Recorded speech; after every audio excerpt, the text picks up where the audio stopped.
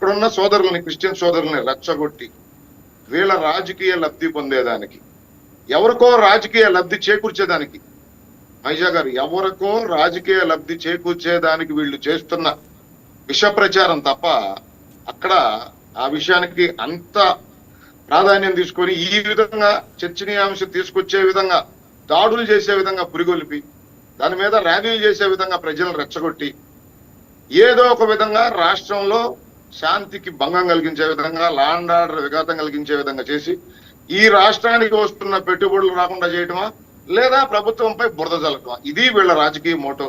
ఇది క్లియర్ గా ప్రజలు అర్థం చేసుకోవాలి. అక్కడున్న నేను క్రిస్టియన్ సోదరులను కూడా మీ ద్వారా కోరుతా ఉన్నాను. అక్కడ గతంలో ఆలయం ఉందని చెబుతా ఉన్నారు, హిందూ దేవాలయం. ఆ హిందూ దేవాలయాన్ని కట్టనివ్వండి, దానికి అభ్యంతరం ఏముంది?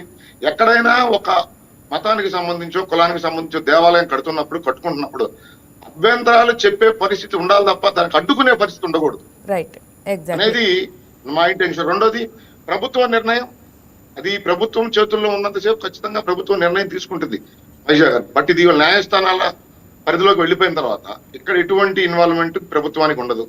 ఈ రోజు కోర్టులో కేసు విచారణ ఉంది.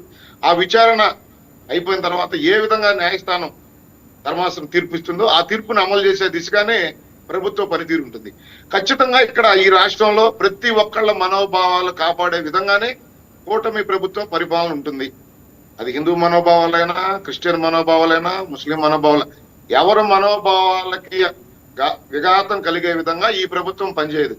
కానీ ప్రతి అంశాన్ని రాజకీయం చేయొద్దు, ప్రతి అంశాన్ని కులాలకో మతాలకో ప్రాంతాలకో ఆపాదించి మీరు మీ రాజకీయ పబ్బం గడుపుకునేదానికో, మీ రాజకీయ మోటివ్ కోసమో, లేదా ఒక మతాన్ని మీ వెనకమాల నడిపించుకునేదానికో, మేము పలానా వాళ్ళం కాబట్టి ఈ మతం మా వెనకాల నడవాలంటే ఏదో ఒక విధంగా ఆ మతాన్ని రెచ్చగొట్టి, ఆ ప్రజలను రెచ్చగొట్టి, ఈ రోజు వాళ్ళిద్దరు రెచ్చగొట్టి ఎక్కడ హాయి కూర్చున్నారు. వీళ్ళు దాడులు చేశారు.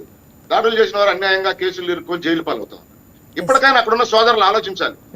ఎవరి రాజకీయ లబ్ధి కోసమో, వాళ్ళ రాజకీయ ఎదుగుదల కోసమో దయచేసి మీరు బలిపశువులు కావద్దండి. మీరు న్యాయస్థానాలు గడప తొక్కారు, న్యాయస్థానాల్లో విచారణ జరుగుతా ఉంది. ఈ రోజు న్యాయస్థానాలు ఎటువంటి తీర్పు ఇచ్చినా ఆ తీర్పు కట్టుబడి మనందరం ఉండాలి తప్ప ఒకళ్ళ రాజకీయ లబ్ధి కోసం, ఒకళ్ళ రాజకీయ మోటివ్ కోసం, ఒకళ్ళ అవసరాల కోసం వాళ్ళు చేస్తున్న విష ప్రచారాలను లేదా కులాల మధ్య ప్రాంతాల మధ్య విద్వేషాలు రెచ్చగొట్టే విధంగా వాళ్ళు చేస్తున్న ప్రచారాన్ని నమ్మి మీరు బలి కావద్దనేది నేను మీ ద్వారా వైజాగ్ అక్కడున్న ఆ ప్రాంత సోదరులకు నేను తెలియజేస్తాను. రైట్ అజయ్ గారు.